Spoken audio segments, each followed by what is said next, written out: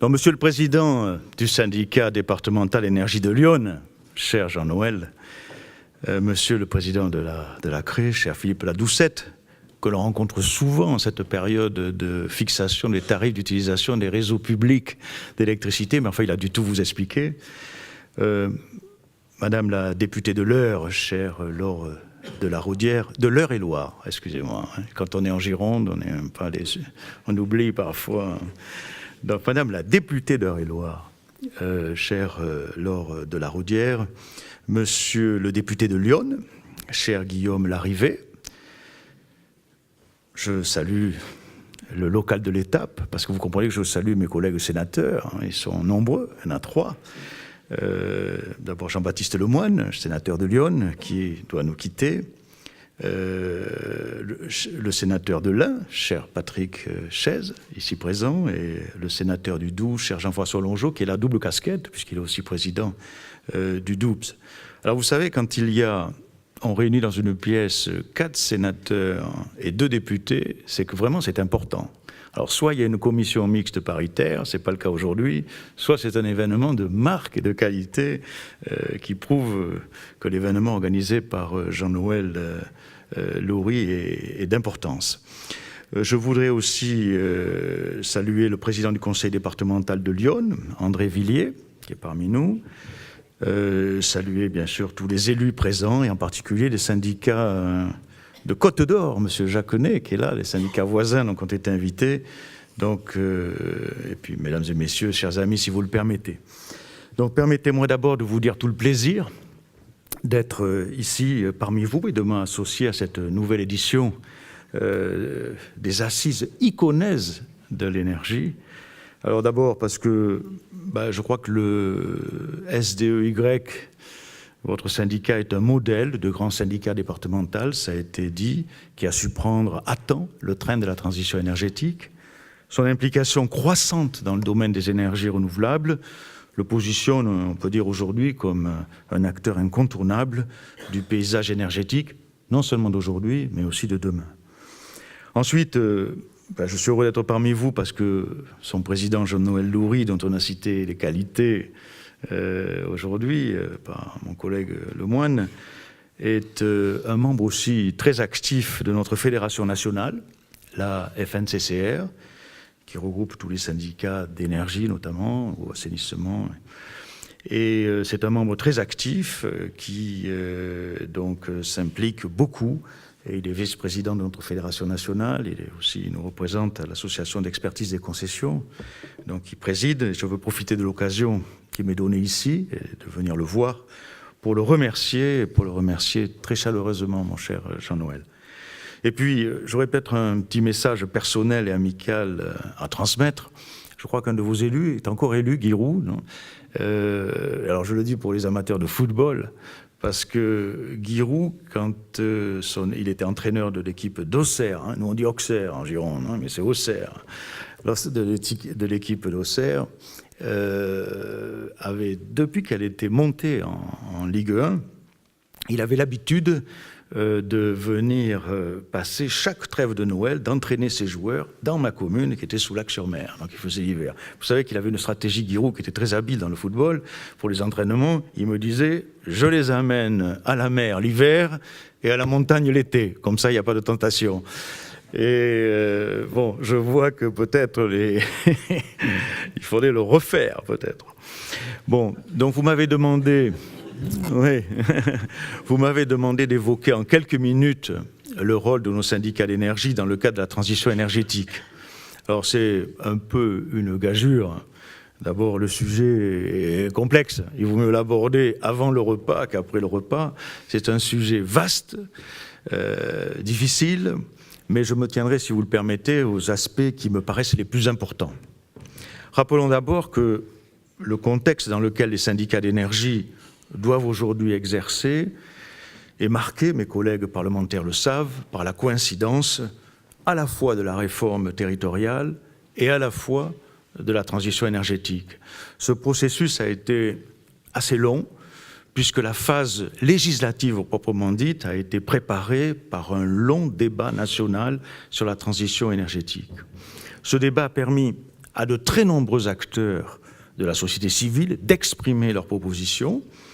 Notre fédération a pris une part très active à ce processus, ce qui lui a permis de souligner qu'au cours des dernières années, une importante évolution de l'organisation territoriale était d'ores et déjà intervenue grâce au développement des autorités organisatrices de la distribution d'électricité de grande taille dans le domaine de l'énergie. Dès l'origine, je dois dire que les communes ont privilégié la recherche d'une bonne synthèse, on peut dire, entre la nécessité d'une approche locale, parfois à la parcelle pour les raccordements, et de l'efficacité par une mutualisation à grande échelle. Cette recherche, je crois, aujourd'hui demeure plus que jamais d'actualité. Elle a conduit le législateur à mettre en place, en 2006, un mécanisme incitatif en faveur de la constitution de grandes autorités organisatrices à la distribution d'électricité. En moins d'une décennie, ce mécanisme a anticipé largement la réforme territoriale de 2014-2015, puisqu'il a permis d'atteindre l'objectif de la présence d'une autorité organisatrice de taille intégralement départementale sur plus de la moitié du territoire national. En effet, c'est le cas aujourd'hui dans 58 départements de métropole et d'outre-mer, et c'est d'ailleurs, je crois, le cas de votre syndicat, le SDE-Y.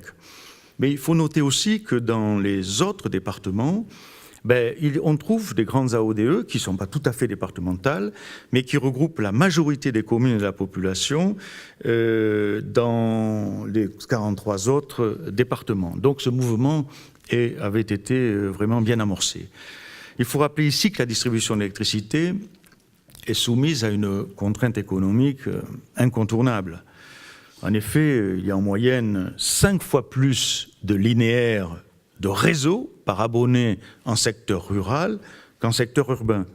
Il est donc impossible de garantir un accès équitable à ce réseau, on pourrait peut-être faire la même chose dans le numérique, sans organiser un dispositif de solidarité territoriale qui assure à la fois une mutualisation des coûts et une mutualisation des ressources. Ce principe est actuellement décliné dans le cadre du système électrique à différents niveaux et de différentes façons. La péréquation tarifaire, notamment le FACÉ, le monopole légal du côté des opérateurs et du côté des communes, leur regroupement, je le disais, dans le cadre de grandes autorités organisatrices associant à la fois des urbains et à la fois des ruraux, ce qui permet non seulement la régulation locale des concessionnaires, mais aussi la péréquation locale et la maîtrise d'ouvrage des travaux. Aujourd'hui, les grandes autorités organisatrices à distribution d'électricité et de gaz sont ainsi dépositaires principales de la compétence énergie du bloc communal. Ces AODE sont de plus en plus fréquemment dotés d'un large éventail de compétences, la distribution et la fourniture d'électricité bien sûr, le gaz, la chaleur, la valorisation des énergies renouvelables, les actions en matière de maîtrise de la demande d'énergie, les bornes de recharge des véhicules électriques, voire l'éclairage public et les communications électroniques. Cette variété leur permet de proposer sur leur territoire des politiques énergétiques de plus en plus complètes et de préparer, ce qui est l'objet de votre assise d'aujourd'hui, de préparer les territoires intelligents de l'avenir. Les lois intervenues entre 2014 et 2015 ont pris en compte, il faut le dire, de manière très significative, cette dimension. Elles ont renforcé leurs compétences historiques, mais aussi elles ont élargi leurs possibilités d'intervention dans le domaine des énergies renouvelables et dans le domaine de l'efficacité énergétique. Par exemple, je le dis et je le rappelle, parce qu'on ne le rappelle pas assez souvent, dans le cadre de l'inventaire du FACÉ, inventaire des besoins d'investissement sur les réseaux de distribution d'électricité en zone rurale, réalisé, vous le savez, tous les 2 ans. La loi impose désormais au GRD de soumettre les résultats de l'estimation, parce qu'ils étaient souvent contestés, à l'approbation donc du concédant maître d'ouvrage. La loi prévoit aussi que les AODE peuvent, en association avec les producteurs et les consommateurs, proposer à titre expérimental au GRD la réalisation de services de flexibilité locale sur une portion du réseau. Alors c'est une appellation un peu compliquée, mais en fait qui veut dire ça permet à ces territoires d'optimiser localement la gestion des flux d'électricité entre les producteurs et entre les consommateurs raccordés au réseau. Les AODE peuvent aussi déployer à titre expérimental des réseaux électriques intelligents ou des dispositifs de gestion optimisés de stockage, ce qui est l'avenir, dans des conditions précisées éventuellement par ordonnance. En matière de production d'électricité, diverses contraintes qui pesaient sur les collectivités locales ont été supprimées. Les communes, groupements de communes et départements peuvent prendre, c'est ce que vous faites ici dorénavant, des participations dans le capital de sociétés de production d'énergie renouvelable. Les plafonds de puissance antérieurement opposables aux collectivités pour la production d'électricité renouvelable ont été supprimés. Enfin, l'obligation pour les collectivités de passer au préalable, vous vous souvenez, par un contrat de vente dans le cadre de l'obligation d'achat, avant de pouvoir vendre sur le marché, a été également supprimée. Une autre nouveauté importante de la loi sur la transition énergétique est la création d'une logique de coopération entre le bloc communal, dont font partie les AODE, et les régions. En effet, en matière d'énergie et de transition énergétique, je vous rappelle que les régions se voient signer aujourd'hui la détermination de la stratégie territoriale. La loi MAPTAM du 27 janvier 2014 a reconnu les régions comme chefs de file pour l'exercice des compétences relatives au climat, à la qualité de l'air et à l'énergie. Il est important de retenir que cet élargissement de la panoplie d'outils à la disposition des communes n'a pas oublié le rôle des grands syndicats d'énergie qui a été, je le disais, au contraire, renforcé. En effet, les contraintes budgétaires actuelles militent pour la recherche d'économies d'échelle. De même, la complexité croissante des dossiers incite les collectivités à mutualiser leurs compétences et leurs pôles d'expertise technique. Les économies permises par les grands syndicats sont souvent spectaculaires dans le cadre de mutualisation des services de conseil énergétique, on le voit sur tout le territoire, ainsi que dans celui de la maîtrise d'ouvrage et de la passation de marchés publics. J'en veux pour exemple le fait, qu'il faut rappeler, très significatif, je passe sous le contrôle du président de la CRE, que de nombreux syndicats d'énergie ont mis en place des groupements d'achat d'électricité ou de gaz qui ont permis d'obtenir de substantielles réductions de prix par rapport aux conditions offertes à une collectivité qui aurait acheté isolément son énergie. Dans un autre domaine, la loi de la transition énergétique autorise explicitement les syndicats d'électricité à réaliser des actions d'efficacité énergétique une fois que la fameuse commission consultative des EPCI a été créée. Un mot sur cette commission, qui je crois n'est pas trop contraignante et qui va dans le bon sens, parce qu'elle permet aux communes de ne pas refaire ce que font les syndicats et aux syndicats d'expliquer ce qu'ils font. Quel était l'objectif? C'est afin de faciliter la coordination entre la politique des syndicats d'énergie, notamment les investissements, et celle des EPCI à fiscalité propre présents sur le territoire. La loi impose en effet qu'une commission consultative, composée à parité de représentants de PCI et du syndicat, des délégués, soit créée auprès de ceux qui ont la compétence d'AODE pour la distribution d'électricité. Et la création de cette commission ouvre de facto des possibilités de partenariat renforcées entre le syndicat départemental et les EPCI, puisque la création de la commission habilite le syndicat à réaliser des actions d'efficacité énergétique pour le compte des EPCI qui le souhaiteraient. Un autre point important est le partenariat constitué, parce qu'il va falloir s'en préoccuper, par la procédure d'élaboration des plans climat-air-énergie territoriaux, les fameux PCAET. La loi sur la transition énergétique ne rend pas l'établissement d'un PCAET obligatoire, ne rend obligatoire, pas pour tous, mais pour ceux qui ont une fiscalité, qui ont une population de plus de 20 000 habitants.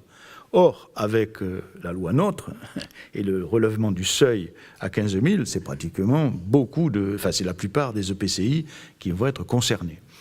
Que l'établissement de ce plan soit ou non obligé de le faire, la loi non seulement prévoit la consultation de la ODE concernée au moment de l'élaboration du plan, mais habilite également expressément les syndicats d'électricité à élaborer le plan lorsque la commission paritaire a été créée. On voit ainsi se dessiner un paysage dans lequel les grands syndicats d'énergie vont pouvoir être reconnus comme des outils pertinents de la transition énergétique au service de leur territoire.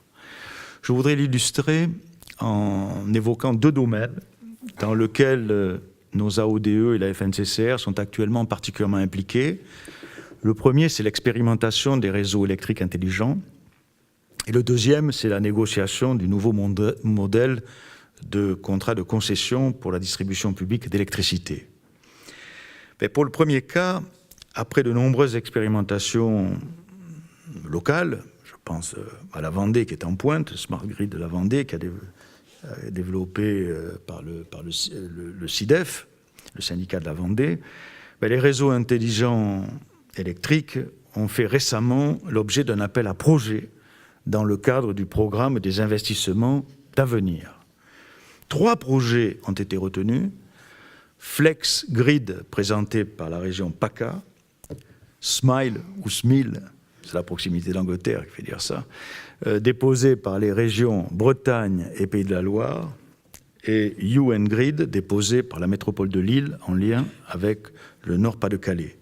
Ces projets impliquent chacun de très nombreux acteurs, parmi lesquels les syndicats d'énergie, bien sûr, mais aussi les entreprises de production, les fournisseurs d'énergie, les fabricants de systèmes innovants de pilotage des appareils consommateurs d'énergie électrique.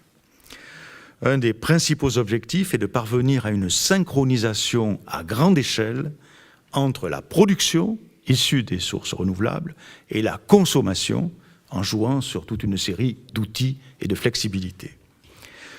Le développement des véhicules électriques, la mise en œuvre de certaines capacités de stockage sont intégrés dans cette approche globale, sont des sujets d'avenir qui concernent toute la filière industrielle et même, on le dit souvent, l'écosystème qui entoure le système électrique proprement dit. Ce dispositif serait impossible sans l'organisation des échanges de données par voie numérique entre les différents acteurs. La réussite du Smart Grid repose donc sur l'association des réseaux d'énergie et des réseaux numériques. Il faudra par la suite aller plus loin encore en intégrant dans les territoires énergétiques intelligents l'optimisation des approvisionnements énergétiques de l'ensemble des filières, c'est-à-dire le gaz naturel aussi, le biométhane, la chaleur. Je sais que ces enjeux font l'objet d'un suivi tout particulier dans votre syndicat, qui se positionne ainsi comme un rouage essentiel de la transition énergétique dans le département de l'Yonne. Une autre modalité de l'adaptation de notre activité à la nouvelle donne va passer par la renégociation, tous les présidents de syndicats le savent, des contrats de concession d'électricité et de gaz. Outre le fait qu'un grand nombre de contrats en cours sont déjà arrivés à leur terme ou vont arriver à leur terme au cours des toutes prochaines années, le modèle actuel de contrat et le cahier des charges présente une véritable obsolescence, puisqu'il date des années 90, il s'est passé beaucoup de choses et beaucoup de lois depuis, et puis qu'il est nécessaire de le mettre à jour pour prendre en compte notamment la transition énergétique qui n'existe pas dans nos contrats de concession actuels.